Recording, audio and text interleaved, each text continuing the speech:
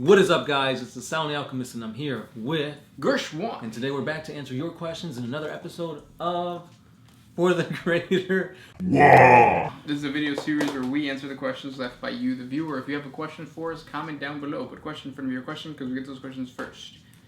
That is what the Mandela Bird has asked us. His question is, if you could choose another poster boy for 40K, what faction and or specific group would it be? Like right now. Currently, we have the Ultramarines. Right, the Ultramarines are the poster boys. They're the ones that everybody gets introduced to for the most part. I think if GW were to eliminate that and move forward, I think the next one would be the Space Wolves. Mm-hmm. Space Wolves are the poster boys in the sense that they're fucking badass. They you want to play Space Wolves. That's how we started. Mm-hmm. And the reason we started is because they have like this cool like close combat, like tough guy type of way that they play. They go into close combat. They ride on freaking wolves. I think that would be the best bet for the Imperium. Yeah, definitely. Or for GW. I mean, they have had 2 starter box sets. Currently one for the kill team, and they had one against the orcs. Yep. Yeah. And they also have the Vigilus stuff. The Vigilus stuff all came with, like, at first it was the Space Wolves, and then it became the, what are the Imperial Fist successor chapter? The ones with the red fist? Crimson Fist. Crimson Fist. Another word for red. Yeah. But yeah, so Space Wolves I think would be the best bet. Yeah. As much as I want to say the Tau, I know that when it comes to 40K, it's got to be Space Marines. So I'll go with the next best thing, the Blood Angels. The Blood Angels would be a good way to introduce people to gene flaws. Mm-hmm. Just because almost every good chapter, like really fleshed out chapter that has its own codex, has a flaw. Yeah, except the Ultramarines. Right, yeah. They're as much as they're the poster boy, I hardly see anybody play them. Because they're just like vanilla Marines. Yeah, they're no special characters. Yeah. Because even their buffs aren't like all that great. Right. So. But they do have Guilliman. But yeah. I mean, I don't know. It's just really cool to have like a Space Marine chapter that literally puts their all on the line. So many times the Blood Angels have almost been completely wiped out. Even to the point recently where they were saved by the Ultramarines and Guilliman's Crusade. So it'd be really cool to have Blood Angels out there. And I like red. It's easy to paint. Is well, it? Just like blue. Oh yeah. It's just like you hit it with a spray paint of whatever. If you're like super new into painting and you want to get something done quick, hit it with your spray paint of your main color and then add a Nolan oil, the wash. GW has the best washes. But yeah, Nolan oil and you're done. You don't even have to pick out your details. My stomach is going crazy. Yeah, it's like nonstop. All right, next question comes from Tambo Track. Do you think that some of the Traitor Primarchs were justified in betraying the Emperor, like Perturabo and his Legion, never being thanked by anyone in the Imperium? Not only Perturabo, but I think like even Primarchs that wanted to become better and better themselves. Mm-hmm. Specifically, obviously Fulgrim. Yeah. He wanted to just take himself to the next level, and that next level was growing a giant tail instead of legs and getting 10 arms and shit. You got like 4 arms, some wings. Yeah. But yeah, if that brings you closer to perfection, why not? And then if you look at the storylines of most of the Primarchs, they had tough upbringings, so they are very. It's easy to be sympathetic towards their whole fight, especially. We talked about the Night Hunter earlier in the week, so the Night Hunters. Check out that video if you guys haven't done so. He's a really good example of that. Another one that always comes up in my mind with like really bad upbringings is Mortarion. Yeah, the guy was basically in a wasteland for his entire life, and then he had no choice. Like, the reason that he became the Demon Prince is because he was infected by the diseases of Nurgles within the Immaterium. So if your entire life you're being told the Emperor is my protector, he is my father, he's gonna protect me, and then he fails to protect you, why wouldn't you turn to someone who is saying like, yeah, I'll protect you? Mm-hmm. Yeah. But yeah. I shed a tear. For him. Next question. This one's by PB Unit. What does the Golden Throne smell like inside?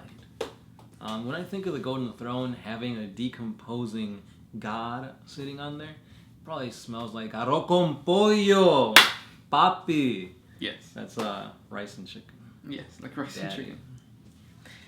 I don't think he's like in an enclosed room though. No, I think like it's a huge, like a huge throne room. Yeah, because what is it? Millions or thousands of psychers are sacrificed every day, and they're basically pushed into an arena. So if you have 1,000 people, you can't fit them in a room that's like small enough where odor from one corpse is gonna like affect it. I guess we should try that out. We should like murder someone.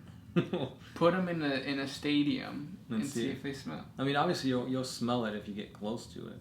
Right. I mean, it's the whole rule of like atoms dissipating in the air. Like eventually they'll be so far out you don't smell it. Right. And also in all the fan art, it is portrayed that you have to go up some steps, and then the throne is a literal like massive, like couple-story tall thing. There's this really cool piece of terrain that the guys over at Iron Sleep built, and it is basically the walkway up to the throne room, and you have different pilgrims like battling each other, I think. But yeah, it's massive, so the smell shouldn't be bad. Kind of like how the throne in Game of Thrones should have been. It's like this huge chunk of like iron and stuff. Gross. All that rust. But we don't have to talk about that. Next question. Malcolm Jeffries. WTF is a codex? Is it like part of the lore? Is this for the tabletop? Someone help me! What? He doesn't know what a codex is. Oh. So, there is a lot of people that watch our stuff and they don't know that Warhammer 40K in the universe is actually a tabletop game. That's how it started. Well, it didn't start as a tabletop game. It started more as like a role-playing game. But anyways. So yeah, it's a tabletop game, and then a codex is just basically the rule book for your specific army. Think of it as a tome. A book with knowledge on your army. But in the lore, Guilliman has created a Codex Astartes, which is basically a set of rules that every Space Marine Legion has to follow. Not everybody does, but think of it as kind of like the 10 Commandments. Basically. Yeah. You can only have this many Space Marines. You can't do this. When you fight, you have to fight like this. Mm-hmm. But yeah, like I said, Space Marines don't follow it. White Scars don't follow it. Blood Angels don't follow it. There's a lot of, I mean, the list goes on and on and on. Yep. Next question comes from Andrew Stevens. Who named the Space Marine chapters? The original first founding legions were named by their Primarchs. The Primarchs actually gave them their names, for the most part. Sometimes the Emperor just gave them a name. And then nowadays, the chapter is usually named by either the chapter master in charge of the first founding legion where they came from, or the actual first chapter master. Yeah. What he said. But flip it and reverse it. Next question. Jeremy Norwood. Do you believe that they always intended the Emperor of Man to be a benevolent god? Or he might have been a villain initially when 40K began? That's interesting. Yeah, because it plays in the idea of, like, I really do think this is just a satire of political leaders. No. When you think of it, the Emperor never had any intention to keep his Space Marines or his Primarchs. He massacred a whole race, or a whole, I guess, race, the Thunder Warriors. Uh-huh. And on top of this, he vastly reduced the amount of religion in the world. Yeah. So it's like you have all these things that he's just cutting apart to form the one true world, humanity's true path. But is it really? Like, should you really? Because for the longest time, he let humanity just be themselves. And once it came to a certain point, he's like, all right, this has gone too far. This is how it should be.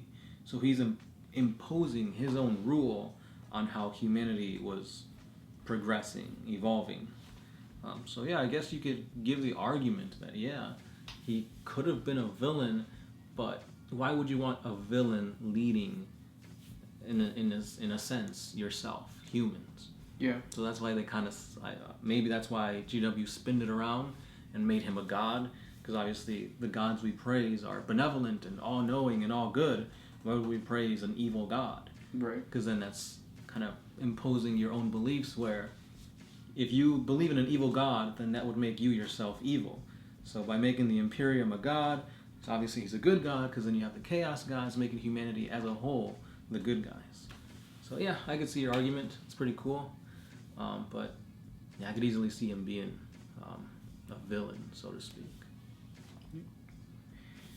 Next question comes from Te Mandé a la Bird. Who is sneakier, Commandos or Raven Guard? The Raven Guard, even though it's goofy to say that a giant 10-foot tall, 10-foot tall Space Marine is being sneaky, an orc, like, you could smell an orc. So Yeah. Smell an orc from miles away. But I mean, you should be able to see and hear a Space Marine too, because they're like giants in armor. Next question. The Mandela Bird. If a guard unit, battalion, regiment, or army goes half traitor, attacks the loyalist half, and loses, what happens to the remaining loyalists? Do they get killed off because they're guilty by association? Are they sent on a suicide mission as soon as they reach a battle zone? Or are they treated like loyalist guardsmen? So the first two. Right. Either they... I mean, chances are there probably won't be any survivors left after this battle, because they're going to kill everybody or try to convert them to chaos. Yeah. But yeah, if somehow they survived and they went back to the Imperium, probably a commissar or some commanding officer would be like, Exterminatus. yeah, like, you should have died on the battlefield, or you're trying to taint us. Why would they let you live? Check out our 40 facts on the Vostrian Firstborn, because that's exactly what happened to that military force on that planet. So everybody, or there's a schism and there's a fight. Eventually the loyalist won, but the loyalist then, or the Imperium then said that everybody from that planet must give up their firstborn son so that they can fight for the Imperium in this crusade to cleanse for their sins, of their ancestors' sins. So yeah, it's a brutal life. Last question comes from Te Mandé a la Bird. He asks, how rare are blanks? During the Guilliman and Magnus, during the Guilliman versus Magnus thing, the blanks seem to be everywhere over their battle protecting Guilliman. Yes, blanks are not very common within the galaxy, but in that situation, there were so many of them because Guilliman was getting the assistance of the Sisters of Silence, and the Sisters of Silence are blanks, and also like the black ships. He had communication with the black ships, and the black ships are in control of the blanks, or have access to blanks. So yeah, those are the questions for today. If you guys have more questions for us, comment down below. We enjoy answering them, so keep asking. Yeah. Hit that like button if you enjoyed the questions, or if there's a question you want us to get to, keep on commenting, and hopefully we'll get to it. Again, if you guys have a question that you've seen that you want us to get to, hit that like button so it'll be easier for us to see it. This was Gershon. Sound Alchemist.